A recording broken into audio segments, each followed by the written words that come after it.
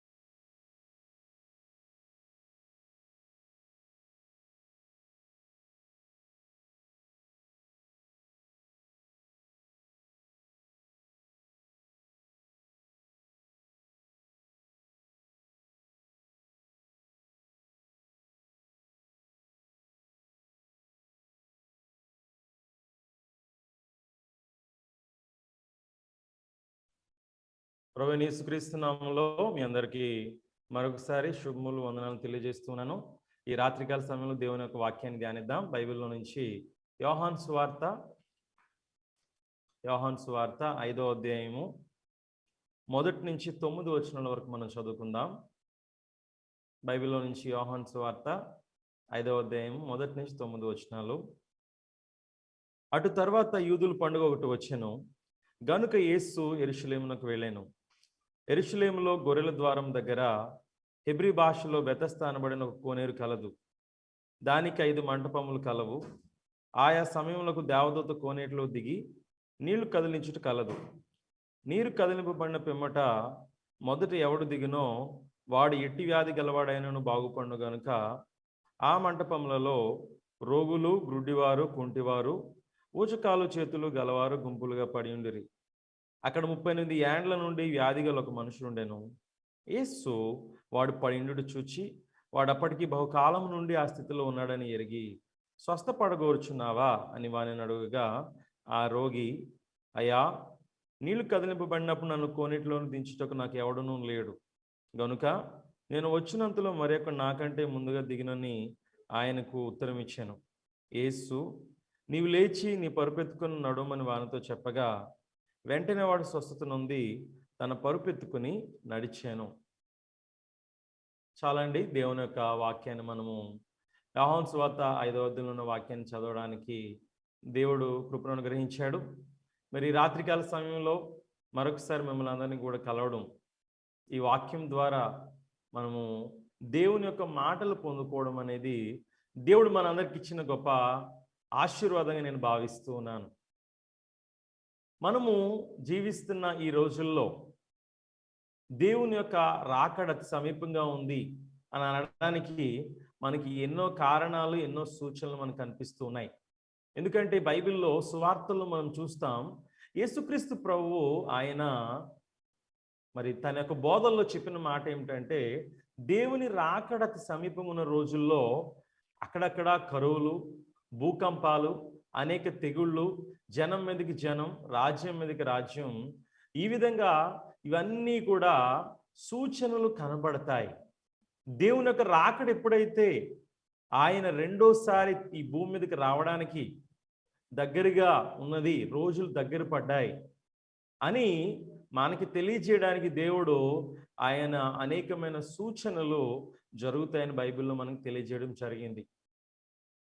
కాబట్టి మరి దేవుని రాకడ అతి సమీపంగా ఉన్న ఈ రోజుల్లో మనం ఎంతైనా పరిశీలించుకోవాల్సిన అవసరం అనేది ఉంది. దేవుని యొక్క రాకడను ఎదుర్కోవడానికి మనం సిద్ధపడ్డామా లేదా? దేవుడు కనుక వచ్చినట్లయితే మనము ఆయన యొక్క రాజ్యానికి చేరుకోగలుగుతామా? ఒకవేళ ఈ లోపల మన యొక్క జీవితకాలం ముగించబడినట్లయితే పరలోక రాజ్యానికి చేరే విశ్వాసాన్ని మనం కలిగి ఉన్నామా లేదా అన్నది మనం పరిశీలించుకోవాల్సిన అవసరం ఎంతో ఉంది. ఈరోజు ఎంతోమంది దేవుని నమ్ముతున్నాం అంటున్నారు, ఎంతోమంది దేవుని సన్నిధిలో ప్రార్థన చేస్తున్నారు, వాక్యాన్ని వింటున్నారు, సంపూర్ణ రాత్రి ప్రార్థనలు చేస్తున్నారు. ఇంకా మనం చూస్తే అనేక రకమైన ప్రయాస పడుతున్నారు. కానీ దేవుడు చెప్పిన మాట ప్రకారం మనం ఆత్మీయ జీవితాన్ని జీవిస్తున్నామా లేదా, దేవుని యొక్క వాక్యానుసారంగా మన యొక్క ఆత్మీయ జీవితం ఉందా లేదా అని పరీక్షించుకోవాల్సిన అవసరం ఎంతో ఉంది. ఎందుకంటే రోమపత్రికలో బైబిల్ సెలవిస్తుంది, ఇది పరుగెత్తువాని వలనైనను ప్రయాసపడువాని వలనైనను కాదు, కరుణించు దేవుని వల్లనే సమస్తము కలుగును, సమస్తము జరుగును అని వాక్యం సెలవిస్తుంది. ఈరోజు మనం దేవుని యొక్క వాక్యంలో కనుక మనం చూసినట్లయితే, నువ్వేదో పొందుకోవాలనుకుంటున్నావని, నువ్వేదో పరిగెత్తి అందుకోవాలనుకుంటున్నావని చెప్పి ఆత్మీయ జీవితాన్ని జీవించలేవు. ఆత్మీయ జీవితం అనేది కరుణించు దేవుని వలననే సమస్తం కూడా కలుగుతుంది అని బైబిల్ మనకు సెలవిస్తూ ఉంది. ఎలా ఒక వ్యక్తి దేవుని యొక్క కరుణను పొందుకోగలుగుతాడు? ఎలా ఒక వ్యక్తి దేవుని యొక్క కృపను పొందుకోగలుగుతాడు? దేవా నాకు కృప ఇవ్వు, దేవా నీ కృప ఇవ్వు నాకు అంటే, సరే నేను నీ కృపనిస్తున్నాను అంటాడు దేవుడు. లేకపోతే దేవా నువ్వు నా ప్రార్థన ఆలకించు, దేవా నువ్వు నా ప్రార్థన ఆలకించు అంటే వెంటనే దేవుడు ప్రార్థన ఆలకిస్తాడా? మరి బైబిల్లో కదండి చాలా చోట్ల నువ్వు నాకు మొరపెట్టు, దేవుడు జవాబిస్తా అన్నాడు, దేవుడు మన ప్రార్థన ఆలకిస్తా అన్నాడు. మరి బైబిల్లో మరి దేవుడు చెప్పిన మాట ప్రకారం మనం ప్రార్థన చేసినప్పుడు దేవుడు వింటాడు కదా. అని ఒకవేళ ఈరోజు మనం అనుకుంటున్నట్లయితే బైబిల్ అంతటిని కనుక మనం పరిశీలించి చూస్తే దేవుడు స్పష్టంగా మనకు తెలియజేస్తున్నాడు ఎవరి ప్రార్థన దేవుడు వింటాడో, ఎవరి ప్రార్థన దేవుడు వినడో. ఇదేంటి పాస్టర్ గారు, ఏంటి దేవుడు వినే ప్రార్థన ఉంది, దేవుడు వినని ప్రార్థనలు కూడా ఉన్నాయా? బైబిల్లో మనం చూస్తే వెలుగు ఉంది, చీకటే ఉంది. ఆదికాండం 4వ అధ్యాయంలో మనం చూస్తే ఇద్దరు మనుషులు దేవుడి సన్నిధికి అర్పణ ఇవ్వడానికి వెళ్ళారు. అందులో ఒకరు కయీను, మరొకరు హేబేలు. అయితే ఇద్దరు కూడా దేవుడి సన్నిధికి వెళ్ళింది దేవుడు అర్పణలు అంగీకరిస్తాడనే. కానీ దేవుడు కయీను యొక్క అర్పణ తృణీకరించాడు, హేబేలు యొక్క అర్పణను అంగీకరించాడు. మరి దేవాలయానికి ఇద్దరు ప్రార్థన చేయడానికి వెళ్ళారు. యేసుక్రీస్తు ప్రభువారికి ఉపమానం చెప్పారు కదండి. దేవాలయానికి ఇద్దరు ప్రార్థన చేయడానికి వెళ్ళారు. అయితే వాళ్ళిద్దరు ప్రార్థనలో కూడా దేవుడు ఒకరు ప్రార్థన విన్నాడు, ఒకరు ప్రార్థన ఆయన వినలేదు. మనం ఈ విధంగా చూస్తే బైబిల్లో ప్రతిదీ కూడా 2 మార్గాలుగా విభజించబడుతూ ఉంది. బైబిల్లో ప్రతిదాన్ని కూడా దేవుడు 2 మార్గాలుగా మనకు చూపిస్తూ ఉన్నాడు. రాజు సౌలు దేవుని ద్వారానే అభిషేకం పొందుకుని కృపను పొందుకుని రాజుగా ఉన్నాడు. అలాగే దావీదు కూడా దేవుడు కృపను పొందుకునే రాజు అయ్యాడు. కానీ దేవుడు సౌలును విసర్జించాను అంటున్నాడు, దావీదుని నా హృదయానుసారుడు అంటున్నాడు. ప్రియమైన స్నేహితులారా, ఈరోజు మొదటిగా ఒక విషయాన్ని మనం ఆలోచిద్దాం.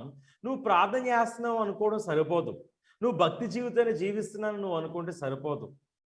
నువ్వు సంఘానికి వెళ్తున్నాను బైబిల్ పట్టుకుని అని అనుకుంటే సరిపోదు. కానీ నీవు జీవించే ఆత్మీయ జీవితాన్ని దేవుడు అంగీకరిస్తున్నాడా లేదా అని పరీక్షించుకోవాల్సిన అవసరం ఎంతో ఉంది.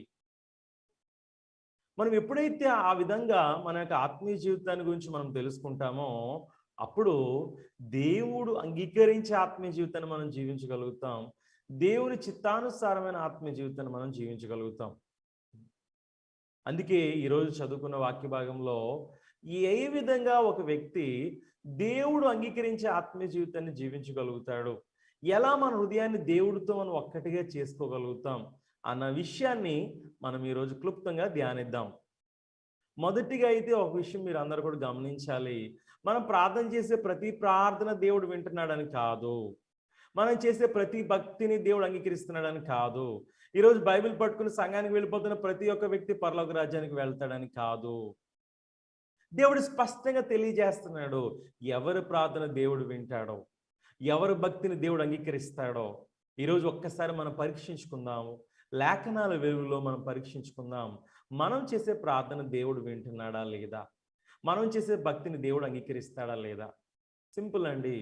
బైబిల్ యెషయా గ్రంథం 59:1-2 వచనాల్లో చూస్తే బైబిల్లో దేవుడు చెప్తున్న మాట, రక్షింప నేరకుండునట్లు యెహోవా హస్తము కురచ కాలేదు, విననేరకుండునట్లు ఆయన చెవులు మందం కాలేదు, మీ పాపములు మీకు దేవునికి అడ్డముగా వచ్చాయని బైబిల్ సెలవిస్తుంది. చూసారా, జవాబు ఏంటంటే దేవుడు నా ప్రార్థన వింటున్నాడా లేదా అని నువ్వు ఏ విధంగా పరీక్షించుకోగలుగుతావు అంటే, పాపములు దేవుడికి మనిషికి మధ్యలో అడ్డుగా ఉన్నాయంట. ఎవరి హృదయంలో అయితే పాపం ఉందో ఆ వ్యక్తి ప్రార్థనను దేవుడు అంగీకరించడు అని బైబిల్ సెలవిస్తుంది. ఆ ఒక్క వచనంలో కాదండి, యోహాను సువార్త 9:31లో కూడా వాక్యం సెలవిస్తుంది, దేవుడు పాపుల మనవి ఆలకింపడని ఎరుగుదుము. ఈరోజు నువ్వు కొన్ని సంవత్సరాల నుంచి భక్తుడు అయి ఉండొచ్చు, లేకపోతే ఒక సేవకుడు అయి ఉండొచ్చు, ఒక పెద్ద బిషప్ రెవరెండ్ అయి ఉండొచ్చు. అది మనుషులు చూస్తున్నప్పుడు. కానీ దేవుడు చూస్తున్నప్పుడు నువ్వు పాపిగా ఉన్నట్లయితే, నీ హృదయంలో గనక పాపం ఉన్నట్లయితే దేవుడు చెప్తున్నాడు, నేను పాపుల ప్రార్థన ఆలకించును అని దేవుడు చెప్తున్నాడు. మరి ఈరోజు నీ ప్రార్థన దేవుడు వినాలంటే ఏం చేయాలి అంటే, దేవుడు ఏదైతే పాపము నుంచి బయటకు వచ్చే మార్గాన్ని మనకు చూపించాడో ఆ మార్గాన్ని మనం తెలుసుకున్నట్లయితే మన ప్రార్థన దేవుడు అంగీకరిస్తాడు, మన భక్తి జీవితాన్ని కూడా దేవుడు అంగీకరిస్తాడు.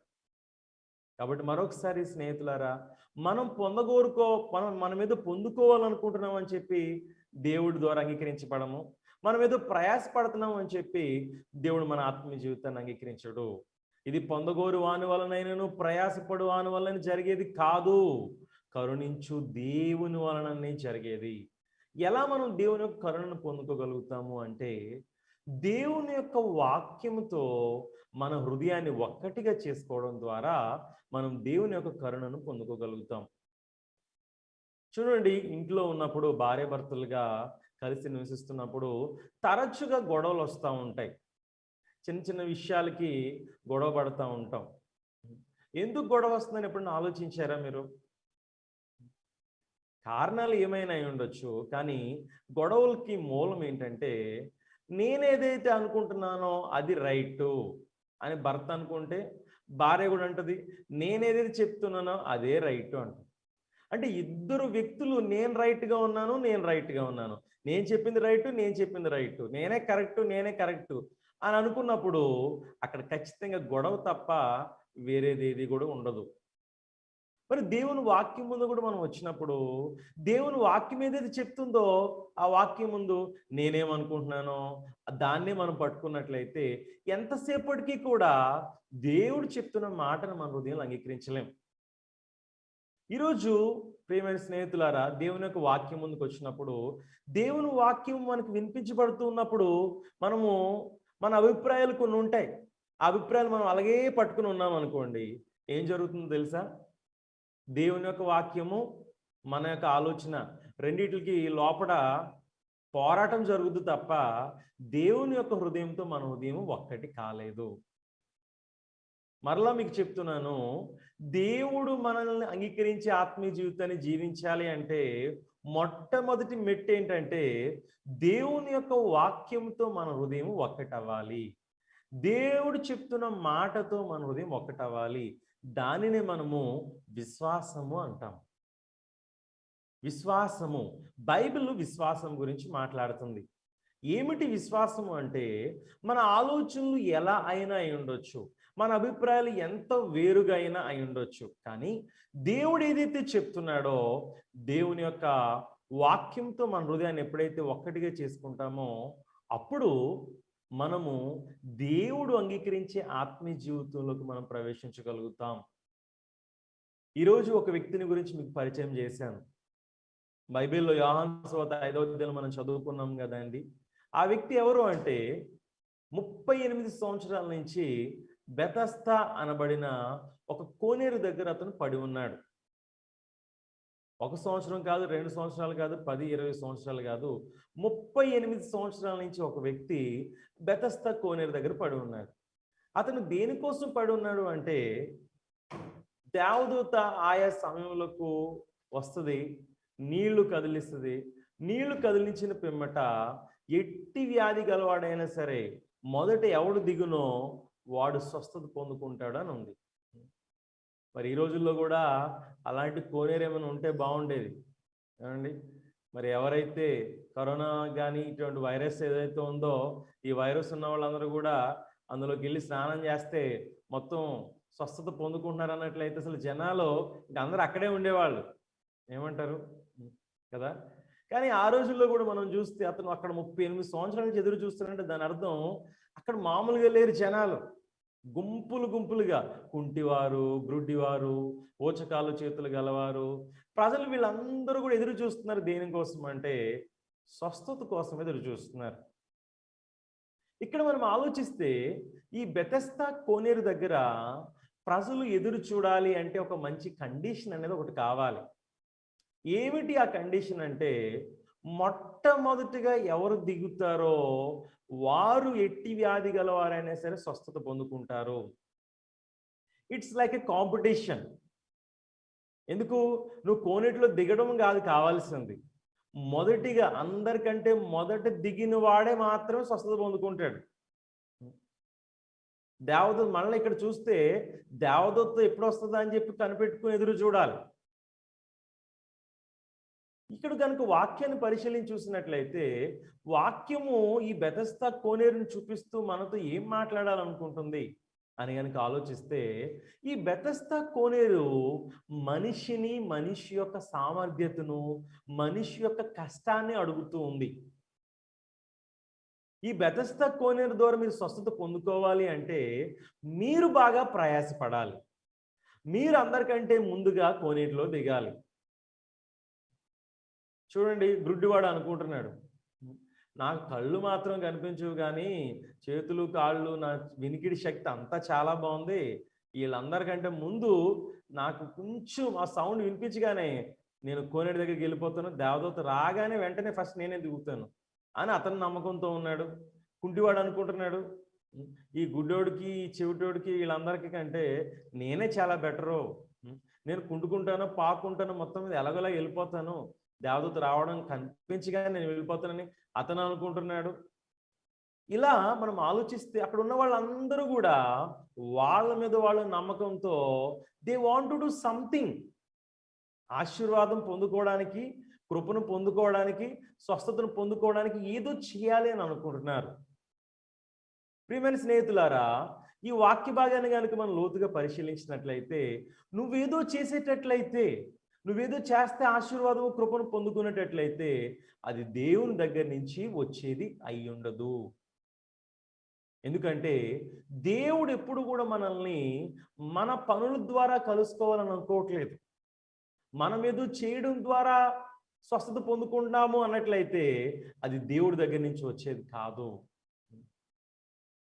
అంటే దేవుడు పేరు చెప్పుకొని దేవుళ్ళలాగా అనిపిస్తూ ఎవరో అక్కడ ఏం చేస్తున్నారంటే ప్రజల్ని వాళ్ళ యొక్క పనుల వైపుకి నడిపిస్తున్నారు. అంటే ప్రజల్ని వాళ్ళ పనుల మీద వాళ్ళ ఆధారపడి స్వస్థత పొందుకునే విధంగా నడిపిస్తున్నారు. ఈరోజు ఆత్మీయ జీవితంలో కూడా 2 రకాల ఆత్మీయ జీవితాలు ఉన్నాయి. ఒకటి ఏమిటంటే నీ పని మీద నువ్వు ఆధారపడి ఆత్మీయ జీవితాన్ని జీవించడం, రెండవది ఆయన కృప మీద ఆధారపడి ఆత్మీయ జీవితాన్ని జీవించడం. మొదటిగా మనం ఆలోచిస్తే ఈ బెతస్దా కోనేరు దగ్గర ఉన్న ప్రజల సంగతి ఏంటంటే వాళ్ళ పని మీద వాళ్ళు ఆధారపడి ఆత్మీయ జీవితంలో ఆశీర్వాదాన్ని పొందుకోవాలనుకుంటున్నారు. ప్రత్యేకించి ఈ కరోనా వైరస్ కానీ లేకపోతే అనారోగ్యం కానీ ఆర్థిక సమస్యలు రాగానే ఫస్ట్ మన మనసు ఎక్కడికి వెళ్ళిపోద్దంటే నేను ఎలా ఉన్నాను, నేనేమైనా తప్పు చేశానేమో దేవుడికి, నేనేమన్నా చెడుగా ఉన్నానేమో, అంటే కండిషన్ ఎక్కడ వెతుక్కుంటామో తెలుసా అండి, మనలో మనం వెతుక్కుంటున్నాం. నాకు ఈ కష్టం రావడానికి నేను ఏదైనా తప్పు చేశానేమో, నాకు ఈ పరిస్థితి రావడానికి నేనేమైనా సరైన జీవితాన్ని జీవించట్లేదేమో అని చెప్పి. ఎందుకు అంటే మనకి తెలియకుండానే మనం కొన్ని సంవత్సరాల నుంచి మన మీద మన పనుల మీద ఆధారపడే ఆత్మీయ జీవితాన్ని జీవిస్తూ ఉన్నాం. అందుకే ఈరోజు దేవుడు మన ఆత్మీయ జీవితాన్ని ఆయన కృప మీద ఆధారపడి ఆత్మీయ జీవితం వైపు నడిపించాలనుకుంటున్నాడు. ఆయన కరుణ మీద ఆధారపడి ఆత్మీయ జీవితం వైపు మనల్ని నడిపించాలనుకుంటున్నాడు. మొదటికి ఇక్కడ మనం చూస్తే గుంపులు గుంపులుగా ప్రజలు పడి ఉన్నారు. కానీ వీళ్ళందరూ దేని మీద నమ్మకంతో ఎదురు చూస్తున్నారు అంటే దేవుడి మీద నమ్మకంతో ఎదురు చూడట్లేదండి. ఎవరి మీద నమ్మకంతో ఎదురు చూస్తున్నారు అంటే వాళ్ళ మీద వాళ్ళకి నమ్మకం. ఎందుకు అంటే ఇక్కడ ఆశీర్వాదాన్ని పొందుకోవాలంటే వాళ్ళు బాగా పనిచేయాలి, వాళ్ళందరికంటే ముందుగా వెళ్ళాలి. ఈరోజు దేవుడు బైబిల్లో తన కృపను మనకి అనుగ్రహిస్తూ ఉన్నాడు. ఎలా మనం ఆయన కృపను పొందుకోగలుగుతాము అంటే చూడండి, ఈ బైబిల్లో ఏ వ్యక్తిని చూసినా సరే, ఏ వ్యక్తి అయితే తాను ఏమీ చేయలేని స్థితిలో ఉన్నాడో అటువంటి సమయంలో యేసుక్రీస్తు కృపను పొందుకోవడం జరిగింది. మనం ఏదో చేసే స్థితిలో ఉన్నట్లయితే మనం కేవలం యేసుక్రీస్తు పేరు చెప్పము. అప్పుడు ఏం చెప్తాము, నేను సగం అడుగులు నేనేస్తే యేసుక్రీస్తు ఇంకాస్త అడుగులు వేసాడు, ఆ విధంగా స్వస్థత లేకపోతే ఆ విధంగా ఆశీర్వాదం అనేది సంపూర్ణమైంది. కొంతమంది అంటారు మనం ఒక 5 అడుగులు వేస్తే దేవుడు ఇంకో 5 అడుగులు వేస్తారంట. ఏమండి, ఇది పార్ట్నర్షిప్ బిజినెస్ కాదండి. ఆత్మీయ జీవితం అంటే ఆత్మీయ జీవితం అంటే 100కి 100% ఎవరు పని చేయాలి అంటే దేవుడు పని చేయాలి. ఎందుకంటే మనిషే, దేవుడు దేవుడే. మనిషి ఎప్పుడు దేవుడి పనులు సహాయం చేయలేడు. రక్షణ విషయంలో ప్రత్యేకించి దేవుడు కృపను పొందుకునే విషయంలో మన మీద సగం చేసినట్టయితే ఇంకా అది కృప అని ఎలా మనం పిలవగలుగుతాం, అది కృప అని ఎలా పిలువబడుతుంది? ఒక్కసారి మనం పరిశీలించాలి. ఈ బెతస్దా కోనేరు ద్వారా దేవుడు మనకు చూపించాలనుకుంటున్న విషయం ఏంటంటే ఎంతో మంది ఈరోజు ఆత్మీయ జీవితాన్ని కూడా ఈ బెతస్దా కోనేరు దగ్గర ఎలా అయితే ప్రజలు వాళ్ళ మీద వాళ్ళ నమ్మకంతో వాళ్ళ మీద వాళ్ళు ఒక రకమైన ఆశతో ప్రయాసపడుతున్నారో అలా ఈరోజు చాలా మంది ఆత్మీయ జీవితాన్ని జీవిస్తున్నారు. దయచేసి నన్ను క్షమించండి, కానీ బైబిల్ ప్రకారం అది దేవుడి దగ్గర నుంచి వచ్చిన ఆత్మీయ జీవితం కాదు. బైబిల్ ప్రకారం ఆ ఆత్మీయ జీవితంలో మనిషి పనిచేస్తున్నాడు తప్ప అక్కడ దేవుడు పని చేయట్లేదు. ఇంకా మనం ఆలోచిస్తే అక్కడ ఉన్న దేవదూత కూడా ఏం చేస్తుందంటే ప్రజల హృదయాల్ని తన వైపుగా ఆకర్షించుకుంటుంది, ప్రజల దృష్టిని తన వైపుగా తిప్పుకుంటుంది తప్ప కృప మీద దేవుడి మీద ఆధారపడేలా చేయట్లేదు. అంటే అక్కడ దేవదూత దేవుడి దగ్గర నుంచి వచ్చినట్టు కనిపిస్తున్నా ఆ దేవదూత మాత్రం దేవుడి దగ్గర నుంచి వచ్చింది కాదు. ఎందుకంటే యేసుక్రీస్తు వచ్చాడు అక్కడికి. యేసుక్రీస్తు ప్రభు వస్తున్నప్పుడు అక్కడ ఉన్న ప్రజలందరూ కూడా ఎవరి కోసం ఎదురు చూస్తున్నారండి? యేసుక్రీస్తు కోసం ఎదురు చూస్తున్నారా? లేదు. ఎవరి కోసం ఎదురు చూస్తున్నారు అంటే దేవదూత వస్తుంది, నీళ్లు కదిలిస్తుంది, అందరికంటే ముందు మనం దానిలో దిగితే స్వస్థత పొందుకుంటాం. అంటే వాళ్ళందరూ అక్కడ యేసుక్రీస్తు వస్తున్నప్పటికీ కూడా యేసుక్రీస్తు వైపు చూడనివ్వకుండా తన వైపు తిప్పుకుంటుందంటే ఆ దేవదూత దేవుడి దగ్గర నుంచి వచ్చింది కాదు. ఈరోజు కూడా ప్రజలు దేవుడు ఏదైతే ఒక మనిషి యొక్క ఆత్మను రక్షించాలనుకుంటున్నాడో, మనిషి ఆత్మను పాపం నుంచి విడిపించి పరలోకానికి నడిపించాలనుకుంటున్నాడో, ఈ బోధ కంటే ప్రజలకు ఇప్పుడు ఏది కావాలి అంటే స్వస్థతలు, అద్భుతాలు, సూచక్రియలు అలా చేయెత్తగానే ప్రజలు పడిపోవడం, ఏమండి ఆశీర్వాదాలు, ఉద్యోగాలు వచ్చేస్తున్నాయి. ఇవన్నీ మంచివే, ఇవన్నీ మనకు అవసరమే. కానీ భౌతికమైన వీటన్నిటికంటే కూడా నీ ఆత్మ రక్షించబడిందా లేదా అన్నది అది ఎంతో ప్రాముఖ్యం. నీ ఆత్మను దేవుడు అంగీకరిస్తున్నాడా లేదా అన్నది ఎంతో ప్రాముఖ్యం. ఎందుకంటే ఈ భౌతికమైన లోకంలో మనం ఎంత జీవించినప్పటికీ 70, 80, 90 లేకపోతే 100 సంవత్సరాలు. కానీ దాని తర్వాత ఏమిటి? ఆ ఆత్మ సంగతి ఏమిటి అంటే సాతానుడు ఏం చేస్తున్నాడో తెలుసా అండి? ఆ బెతస్దా కోనేరు దగ్గర ఎలా అయితే దేవదూత ప్రజలు ఆ యొక్క స్వస్థతల వైపు ఎదురు చూసేలాగా దేవదూత తన వైపు ఎలా అయితే ఆకర్షిస్తుందో సాతానుడు ఈరోజు కూడా మనందరి హృదయాల్ని ఒక్క ఆత్మ విషయం గురించి తప్ప మిగిలిన అన్నిటి గురించి మనం ఆలోచిస్తూ ఉంటాం. మన ఆత్మ పాపం నుంచి విడుదల పొందుకున్నామా లేదా అన్నదానికంటే కూడా మనం ఎంతో ఆలోచిస్తూ ఉంటాము. మనం ఆశీర్వాదాలు పొందుకున్నామా, అనారోగ్యం నుంచి బయటకు వచ్చామా, మరొకటి ఏదైనా పొందుకున్నామా అని చెప్పి. ప్రియమైన స్నేహితులారా, ఒక్కసారి మన ఆత్మ గురించి మనం ఆలోచిద్దాం. ఎందుకంటే యేసుక్రీస్తు ప్రభువారు చెప్తున్నారు, ఒకడు సర్వలోకమును సంపాదించి తన ప్రాణమును, తన ఆత్మను పోగొట్టుకోవడం వల్ల అతనికి ఏం ప్రయోజనం? దానివల్ల అతనికి ఎటువంటి ప్రయోజనం అనేది లేదు అని బైబిల్ సెలవిస్తూ ఉంది. అందుకే ఒక్కసారి మనం ఆలోచిద్దాము. అక్కడ ఉన్న దేవదూత ప్రజలను ఏం చేస్తుందంటే యేసు అక్కడికి వస్తున్నప్పటికీ కూడా యేసు వైపు చూడనివ్వకుండా తన వైపు ఆకర్షిస్తుంది. కాబట్టి ఇది దేవుడి దగ్గర నుంచి వచ్చింది కాదు. ఈరోజు నిన్ను ఆత్మ గురించి ఆలోచించనివ్వకుండా సాతానుడు భౌతికమైన వాటి గురించి ఎన్నో వాటి గురించి ఆలోచించేలా చేస్తున్నాడు. కానీ దేవుడు మాత్రం నువ్వు ఆయన యొక్క ఆత్మ గురించి ఆలోచించాలని కోరుతున్నాడు. అందుకే అక్కడ ఒక వ్యక్తి 38 సంవత్సరాల నుంచి పడి ఉన్నాడు. ఆ వ్యక్తి యేసు దగ్గరికి వచ్చాడు.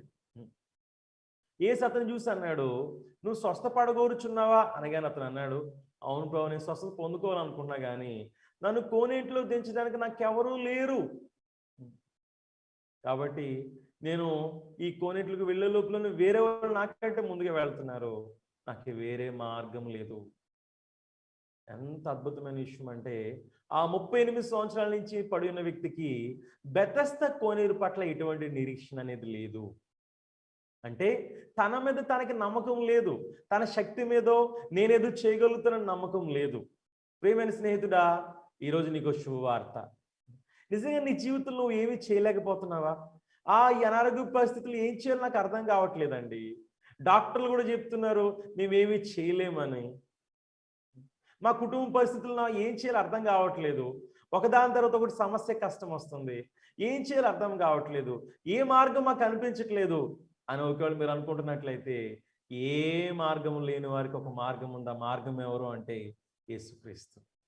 అతను 38 సంవత్సరాల నుంచి అతను అక్కడ ఎదురు చూశాడు కానీ అతనికి ఏ మార్గం లేదు.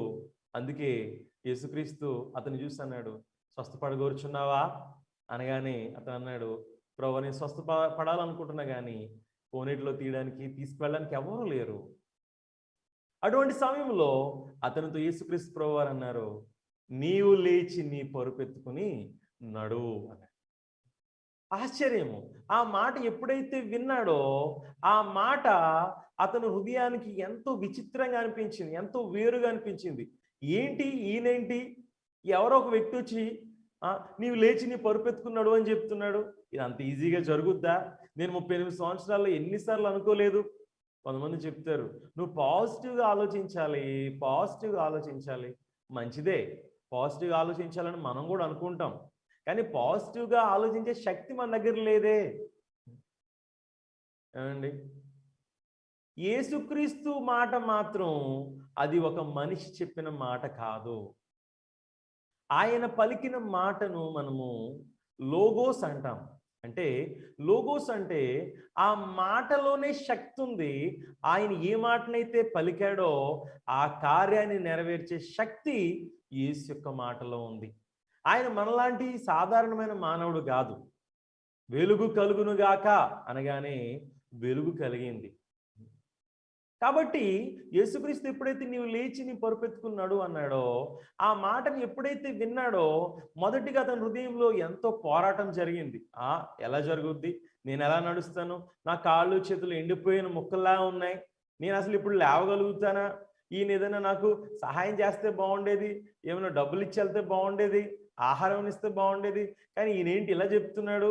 ఎన్నో ఆలోచనలు వచ్చి ఉండొచ్చు. కానీ అతని చెవుల్లో అతనికి వినబడిన నీవు లేచి నీ పరుపెత్తుకున్నాడు అన్న యేసు యొక్క మాట అతని హృదయంలో ఉన్న ఆలోచనతో పోరాటం చేస్తుంది. అతను జస్ట్ యాక్సెప్ట్ చేశాడు అంతే, ఆ మాటను అంగీకరించాడు అంతే. ఆ మాట వచ్చి అతని హృదయంలో ఆలోచన ఎంత నిరీక్షణకి ఆధారంగా లేనట్టుగా ఉన్నా అతని హృదయంలో ఉన్న ఆలోచనలన్నింటినీ కూడా యేసు యొక్క మాట జయించి వేసింది. అతని హృదయంలో ఉన్న ఆలోచనలన్నింటినీ యేసు యొక్క మాటలు తరిమి వేశాయి. ప్రియమైన సహోదరుడా, ప్రియమైన సహోదరి, నువ్వు ఎన్నో ఆలోచనతో ఉన్నావేమో, ఎన్నో ఆందోళనతో ఉన్నావేమో. ఈ ఆలోచనలు ఎలా బయటికి రావాలి, నేను ఈ ఆలోచనలు కలిగి ఎలా విశ్వాసాన్ని కలిగి ఉండాలనుకుంటున్నావా? నువ్వేం కంగారు పడాల్సిన అవసరం లేదు.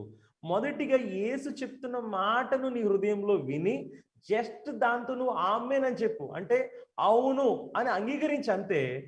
అప్పుడు ఆ మాట నీలోకి వచ్చి నీలో ఉన్న ఆలోచనలు ఉన్నాయి చూసావా, ఆలోచనలన్నింటినీ జయించే శక్తి యేసు యొక్క మాటలో ఉంది. యేసు యొక్క మాటను నువ్వు విని నీ హృదయంలో జస్ట్ అంగీకరిస్తే చాలు, అంతే. ఆ మాటల్లో ఉన్న శక్తి ఏం చేస్తుందంటే నీలో ఎన్ని ఆలోచనలు తిష్ట వేసుకుని ఉన్నా, కొన్ని సంవత్సరాలుగా నీలో ఆలోచనలు ఉన్నా ఆలోచనలన్నింటినీ కూడా బయటికి గెంటి వేసే శక్తి ఎందులో ఉందంటే యేసు యొక్క మాటలో ఉంది. ఇతను తన హృదయంలో అంగీకరించాడు. ఏమనంటే యేసు చెప్పిన మాట, నీవు లేచి నీ పరుపెత్తుకున్నాడు అన్న యేసు యొక్క మాటను అంగీకరించాడు అంతే. ఎప్పుడైతే తన హృదయంలో ఆమేన్ అని అంగీకరించాడో అప్పుడు తన హృదయంలో ఏం జరిగిందో తెలుసా అండి? నేను నడవగలుగుతాను, ఈయన నన్ను లేపి నడవగలిగే శక్తి ఈయన యొక్క మాటల్లో ఉంది, ఈయన నన్ను నడవగలిగేలా చేయగలుగుతాడు, ఈయన నడిపించగలుగుతాడు. నేను ఒకవేళ పడిపోయినా ఇది నా బాధ్యత కదా, ఆయన బాధ్యత. ఈయన నువ్వు లేచి నడువు అంటున్నాడంటే ఖచ్చితంగా ఈ మాటకి శక్తి ఉంది. ఆ మాటని ఎప్పుడైతే ఒక్కసారి ఆమేన్ అని చెప్పి యాక్సెప్ట్ చేశాడో, అంగీకరించాడు అంతే, అక్కడి నుంచి ఒక అదృశ్యమైన శక్తి అతను హృదయంలో పనిచేయడం మొదలుపెట్టింది. ప్రియమైన స్నేహితుడా, నీ జీవితంలో యేసే మాట ఎలా పనిచేస్తుందో నువ్వు స్పర్శించాల్సిన అవసరం లేదు. కానీ మొదటిగా ఆయన నీతో ఏదైతే చెప్తున్నాడో ఆ మాటను నీ హృదయంలో అంగీకరించి అవును అని చెప్పు, అంతే. అక్కడి నుంచి దేవుని యొక్క మాటలో ఉన్న శక్తి నీ జీవితంలో పనిచేయడం మొదలు పెడుతుంది. నేను ఇంతకు ముందు మీతో చెప్పాను, దేవుడు ఆయన మన పాపపు సమస్య నుంచి మనల్ని బయటికి తీసుకురావాలనుకుంటూ ఆయన ఏం చేశాడు అంటే తన కుమారుడైన యేసుక్రీస్తుని ఈ లోకంలో పంపించి మనందరి పాపానికి శిక్షను ఎవరి మీద వేశాడు అంటే యేసు మీద వేశాడు. అంటే మనకి బదులుగా యేసుక్రీస్తు శిలువలో శిక్షను పొందుకొని మన పాపాలకి రావాల్సిన ఆ పరిహారాన్ని అంతటిని, ఎందుకు పాపం వల్ల వచ్చే జీతం మరణం కాబట్టి ఆ మరణాన్ని యేసుక్రీస్తు మన కోసం పొందుకుని ఆయన అంటున్నాడు మన పాపాలన్నిటిని ఆయన సమాప్తం చేశాను అంటున్నాడు. మరి ఇప్పుడు మన ఆలోచనకి అది భిన్నంగా ఉండొచ్చు. ఏంటి నా పాపాలన్నీ సమాప్తం అవడం ఏంటి? నేను ఎప్పుడు అడగలేదే నా పాపాలన్నీ సమాప్తం చేయమని. ఎలా సమాప్తమైనవి, ఎలా పోయినాయి, నాకు అలా అనిపించట్లేదే అని అనుకోవచ్చు. కానీ ఒక్కసారి యేసయ్య చెప్తున్న మాటను గనక మన హృదయంలో అంగీకరిస్తే బైబిల్ చెప్తుంది సువార్త నశించిపోయే వారికి వెర్రితనం కానీ రక్షించబడుతున్న మనకు దేవుని శక్తి అని బైబిల్ సెలవిస్తుంది. దేవుడు ఆయన యేసుక్రీస్తు శిలువలో మరణించేలా చేయడం ద్వారా మన పాపములన్నిటినీ కూడా ఆయన పరిపూర్ణ హిమము కంటే తెల్లగా కడిగి వేశాడు. మన పాపములన్నిటిని కూడా ఆయన సమాప్తం చేశాడు. ఎందుకు అంటే మన ఆత్మ నరకానికి వెళ్ళడం దేవుడికి ఇష్టం లేదు కాబట్టి మన పాపాలన్నిటిని ఆయన శిలువలో కడిగి వేసి ఆయన అంటున్నాడు నువ్వు ఇక పాపివి కాదు, నువ్వు నీతిమంతుడిగా తీర్చబడ్డావు. చాలా మంది బోధకులు వాక్యాన్ని గురించి సరిగ్గా తెలుసుకోక వాళ్ళు చెప్తూ ఉంటారు ఏమిటంటే, అమ్మా నువ్వు ఇప్పుడు ఒప్పుకున్నట్టుగా నీ పాపాలు వేసే కడిగేస్తాడు, నువ్వు కన్నీరు గారిస్తే వేసే నీ పాపాలు కడిగేస్తాడు, నువ్వు ఇప్పటికైనా ఒప్పుకో, ఈ కరోనా ధర నువ్వు నరకానికి వెళ్ళకుండాలంటే ఒప్పుకోవాలి నీ పాపాలు అండి. నువ్వు ఒప్పుకోవాల్సింది దేని తెలుసా? ఏసయ్య నా పాపాలు ఈరోజు కడుగు, మళ్ళీ రేపొద్దున్న ఏసయ్య నా పాపాలు కడుగు, మళ్ళీ ఎల్లుండా ఏసయ్య నా పాపాలు కడుగు. దీన్ని కాదండి నువ్వు ఒప్పుకోవాల్సింది. నువ్వు ఒప్పుకోవాల్సింది ఏంటంటే ఆయన ఎప్పుడైతే యేసుక్రీస్తులో రక్తం చిందించాడో అప్పుడే మన పాపాలన్నిటికీ కూడా పరిపూర్ణమైన పరిహారాన్ని వెలను చెల్లించాడు. దీనిని మనం ఒప్పుకోవాలి, దీన్ని మనం అంగీకరించాలి. ఏమిటి తెలుసా? యేసయ్యా నువ్వు శిలువలో రక్తం కార్చినప్పుడు నా పాపాలన్నిటిని క్షమించినందుకు నీకు ఎంతో వందనాలు. ఎందుకంటే బైబిల్లో అంతా కూడా అదే బైబిల్ చెప్తుంది. యేసుక్రీస్తు యొక్క రక్తం ఏం చేసిందంటే మన పాపాలని పరిపూర్ణంగా కడిగి వేసింది. దీన్ని మన హృదయంలో ఎప్పుడైతే అంగీకరిస్తామో అప్పుడు ఇదేం చేస్తుంది తెలుసా అండి? ఇది ఒక శక్తిలాగా మన జీవితంలో పనిచేయడం మొదలు పెడుతుంది. ఇది మన హృదయాన్ని దేవుడి హృదయంతో ఒక్కటిగా చేస్తుంది. అప్పటి నుంచి ఏం జరుగుతుందో తెలుసా? దేవుడికి మనకి మధ్యలో ఉన్న ఈ అడ్డుగోడైన పాపం అనేది తొలగించబడినప్పుడు నువ్వు యేసుక్రీస్తు ఎంత పరిశుద్ధుడు, నువ్వు అంత పరిశుద్ధుడిగా తీర్చబడతావు. యేసుక్రీస్తు యొక్క రక్తం ద్వారా నువ్వు నీతిమంతుడు అన్న విశ్వాసాన్ని కలిగి ఉంటావు. ప్రియమైన స్నేహితులారా, 38 సంవత్సరాల నుంచి జరగనిది ఒక్క యేసు యొక్క మాటను వినగానే ఆశ్చర్యం, అతను లేచి నడిచాడు. ఈరోజు నువ్వు ఎన్ని సంవత్సరాల నుంచి క్రైస్తవుడో నాకు తెలియదు, ఎన్ని సంవత్సరాల నుంచి యేసయ్యను నమ్ముకుని ప్రార్థన చేస్తున్నావో తెలియదు. కానీ నువ్వు పాపిగా ఉన్నట్లయితే నువ్వు యేసయ్యను కలుసుకున్నట్లు కాదు. నువ్వు పాపిగా ఉన్నట్లయితే నువ్వు పొందుకున్నది నిజమైన రక్షణ కాదు. నువ్వు పాపిగా ఉన్నట్లయితే ఆయనకి నీకు ఎటువంటి సంబంధం అనేది లేదు. ఇది నా మాటలు కాదండి, దేవుడు చెప్తున్నాడు. కాబట్టి ఒక్కసారి దేవుడి ముందు ఆయన చేసిన కార్యాన్ని నమ్మి మన హృదయంలో దేవా నువ్వు నా పాపాన్ని తీసివేసావు అంటే ఇది సత్యం కదా, నా పాపాలను తీసివేసినట్టే అని నువ్వు నమ్మినట్టయితే ఆయన హృదయం నీ హృదయం ఒకటైతే ఆ విశ్వాసం ద్వారా నువ్వు నీతిమంతుడిగా లెక్కించబడతావు. బైబిల్ ఏం సెలవిస్తుంది తెలుసా? అబ్రహాము దేవుని నమ్మెను, అది అతనికి నీతిగా ఎంచబడెను. ఈరోజు నువ్వు యేసుక్రీస్తు చేసిన కార్యాన్ని నమ్మినట్లయితే నిన్ను కూడా దేవుడు నీతిమంతుడిగా లెక్కిస్తున్నాడు. నిన్ను కూడా దేవుడు విశ్వాసం ద్వారా పరిశుద్ధుడు అని దేవుడు సెలవిస్తున్నాడు. కాబట్టి ప్రియమైన స్నేహితులారా, 38 సంవత్సరాల నుంచి పడిన వ్యక్తి తన ఆలోచనలకి ఎన్నో ఉన్నాయి, విభిన్నమైన ఆలోచనలు ఉన్నాయి. కానీ తన ఆలోచనల కంటే శక్తి కలిగిన యేసు మాటను నమ్మాడు, తన హృదయంలో అంగీకరించాడు, అతను ఆశ్చర్యంగా లేచి నడిచాడు. ఈరోజు మన ఆత్మీయ జీవితంలో కూడా ఆ యేసయ్య మన పాపాలను తీసివేశారు అంటున్నాడు.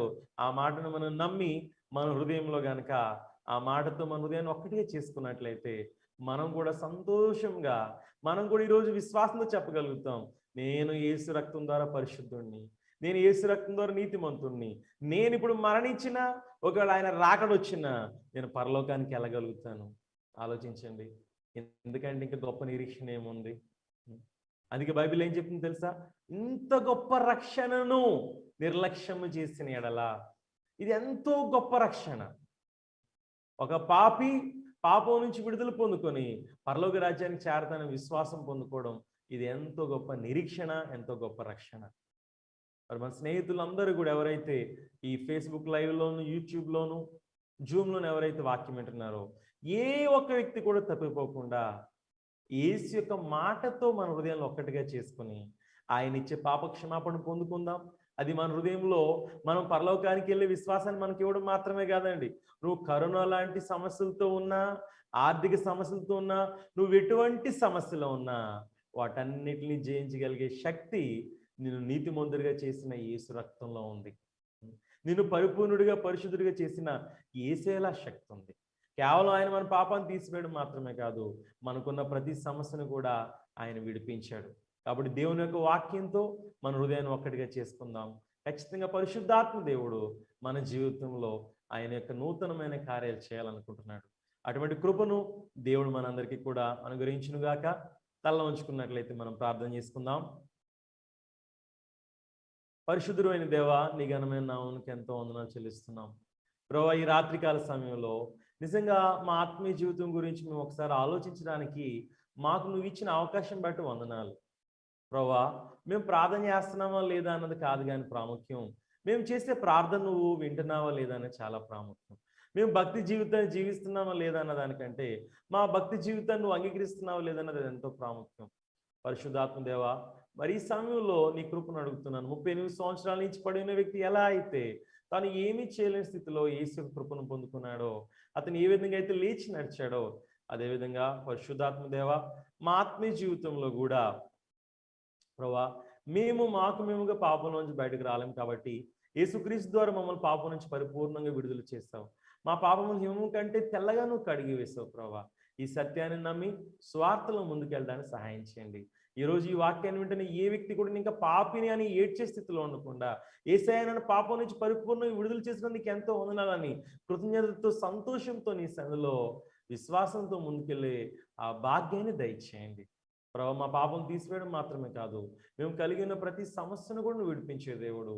ఈరోజు వాక్యాన్ని వింటున్న వారు ఎవరైనా సరే కరోనా వైరస్ ద్వారా కానీ ఏదైనా సమస్యలు కానీ ఇబ్బంది పడుతున్నట్లు నజరేయుడు యేసు నామములో నీ కృపను అనుగ్రహించి వారు నా సమస్యల నుంచి విడిపించమని సమస్తాన్ని నీ చేతులుగా అప్పగించుకుంటూ యేసు నామములో ఈ ప్రార్థన అడుగుచున్నాము తండ్రి. ఆమేన్, ఆమేన్. దేవుని కృప మీ అందరికీ తోడుగా ఉండును గాక.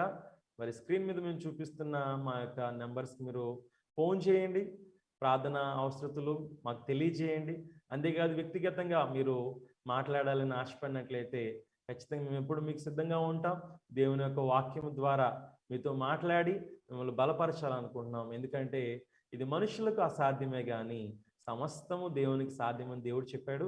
కాబట్టి మీ ప్రార్థన అవసరాలకు అక్కడ మీకు చూపిస్తున్న ఫోన్ నెంబర్లు మీరు సంప్రదించండి. అలాగే రేపు రాత్రి ఇదే సమయానికి మరలా మనం కలుద్దాం. అప్పటి వరకు దేవుని కృప మీ అందరికీ తోడుగా ఉండును గాక. Thank you.